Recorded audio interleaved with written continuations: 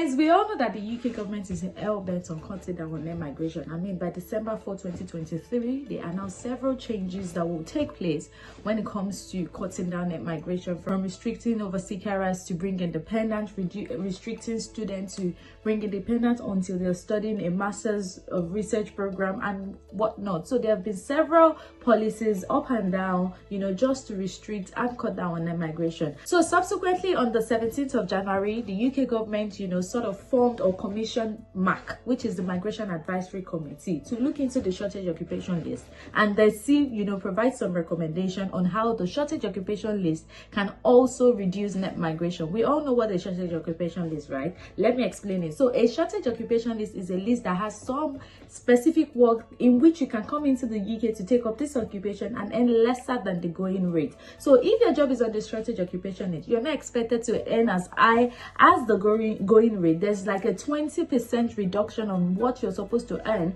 when your occupation is on the shortage occupation list. So MAC has been reviewing it. They were saddled with the responsibility in January to review this, and they were supposed to report back by February 23rd, 2024 to let us know what exactly they would want to do with the shortage occupation list. So unfortunately, well, I don't think it's fortunately, they are done with their review, and then they've proposed the abolition of the shortage occupation list to replace it with what? With this immigration salary list. So that is what I'm going to be discussing in today's video.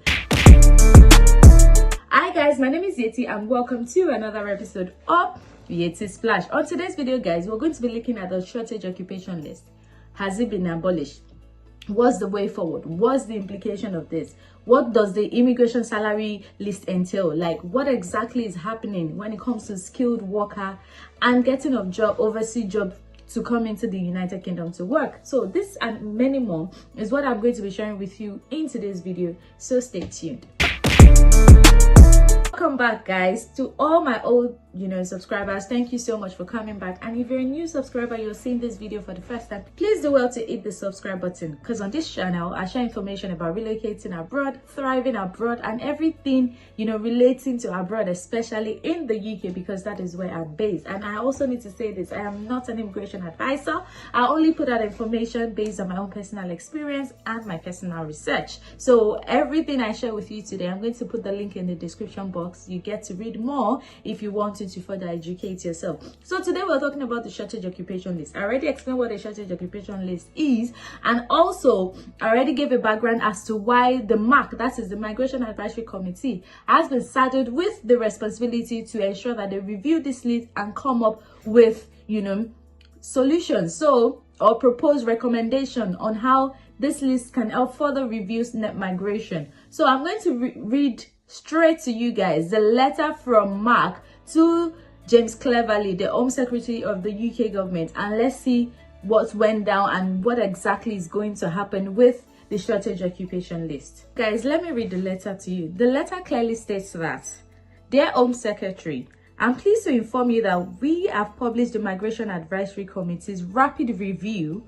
on the immigration salary list, a copy of which has been provided to your office. So guys, this rapid review is about 21 pages, which I'll be sharing with you very soon. But let's go forward. We have recommended 21 occupations be included on the immigration salary list. Guys, 21 occupation only. If you check the previous shortage occupation list, there are lots of occupation on that list. There were more than 21, but now they are restricting it to just 21, which is going to make it really difficult for migrants to get skilled worker visa in the UK going forward. Okay, let's go on. They said, which represents 8% of the job roles eligible for skilled worker routes by employment. Guys, the shortage occupation list represented 30%, Guys, if you check the shortage occupation list, it represents 30% of works that are eligible for the skilled worker route. 30%. But this immigration salary list is only 8%. So they've drastically reduced occupation on that list, leaving it to only 21.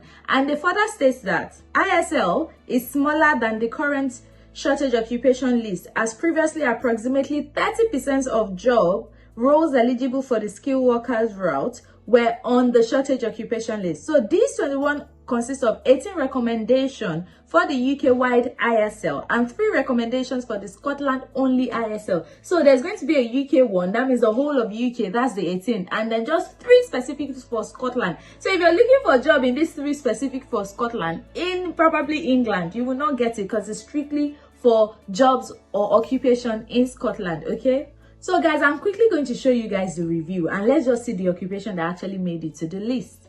So guys, this is a rapid review of the salary migration list. You see there's a content, it's about 21 pages long, okay, 21 pages long. It gave the background as to why they are doing this, which of course I've announced to you earlier that UK wants to cut down on net migration, okay. So they are saying that the shortage occupation list is to be replaced with the immigration salary list, abolishing the 20% going rate discount, previously a benefit of placing an occupation on the shortage occupation list. So you know they're almost abolishing that 20% going rate, meaning you might not be able to earn less than what is obtainable going forward. So the skilled worker route, except health and care worker visa, the general salary threshold raised from 26,200 to 38,700. We're all aware of this when the UK government did that, and that is coming into effect in April.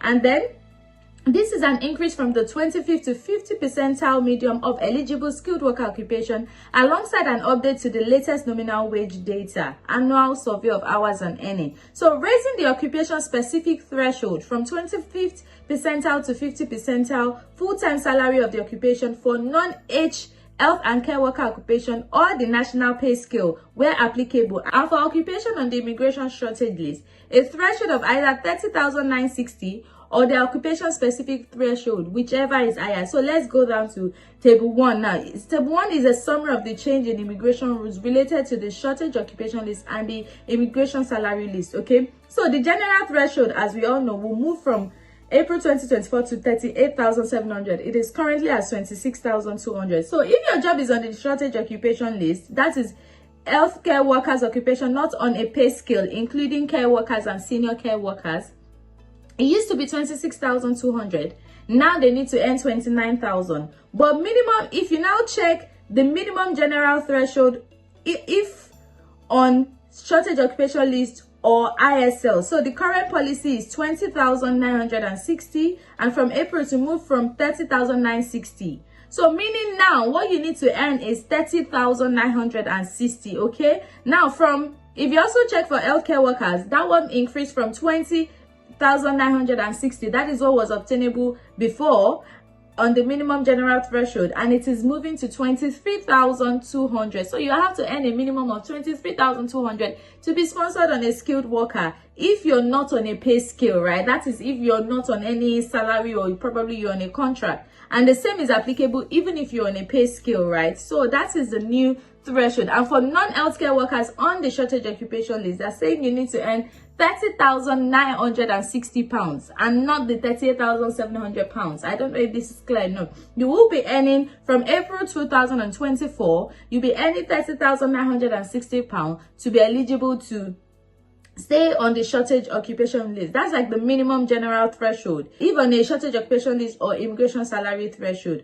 So now let's move on. So if you go down to the role of the immigration salary list, they said in our 2023 SOL review, we provided an overview of the role that the SOL plays in the current migration system. It is a list of occupation which employers face a shortage of suitable labor, and where we judge that migration is a sensible response to that shortage. Of course, that was what bettered, shortage occupation list. There were shortage in a particular sector, and they're like, okay, we can bring migrants in, and they don't really have to earn more to be able to, get sponsored to come and work.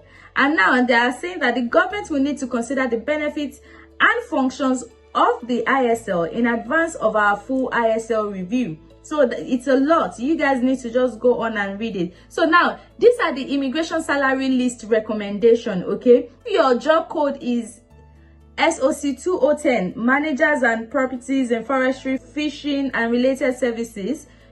Your salary threshold, if you're on the ISL, that's the immigration salary list, you need to earn 30,960 Scotland only to be sponsored. And also UK wide, you need to earn 30,960 For laboratory technician, all jobs require 3 years or more experience to be sponsored. So these are the occupation left, okay, on that list. Immigration salary list recommendation that they've given. You need to take your time to read it. There's also table 3, occupation recommended for ISL that are not health and care worker visa, where inclusion is sensible due to increased salary threshold. So that's also there. If you also go on further, guys, Table 7 talks about occupation not recommended for ISL as they are on a national pay scale. So you see all of these, they're not recommended for ISL, meaning you will not be earning the reduced rate. You will earn as normal, like the actual rate of, I think it's 38,700 if you want to remain in the UK on this other one. Then table 8 talks about occupation not recommended for ISL as their median salary is above 38,700. So this one, the average salary is above 38,700. So they are not recommending that at all. And table 9 talks about health and care visa occupation which are not on a pay scale and are not recommended on the ISL as their 25% salary is above 29,000. So all these,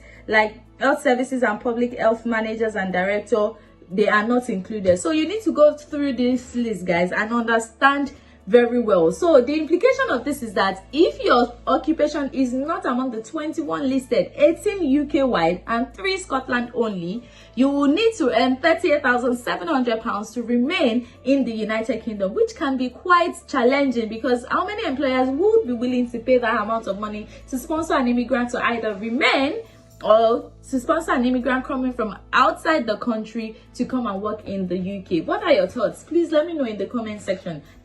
Was your occupation able to make it to the list, or you're on God, I beg, or we don't even know what is going on? Anyways, let's find out in the comment section. So guys, thank you so much for watching today's video. I'm sorry this is the news, but that's the update from the UK Home Office. They are scrapping the shortage occupation list from April, and that is if this recommendation is of course accepted by the UK government, because this is just mark recommendation. If it is accepted, it comes into force in April 2024. So a lot of changes happening here and there. You need to keep following Yettysplash. You have to stay glued to this YouTube channel. You need to turn on your post notification so that whenever I post, you get to see it first. Don't forget to subscribe, guys. Bye. And please ask question in the comment section, okay? Bye, guys.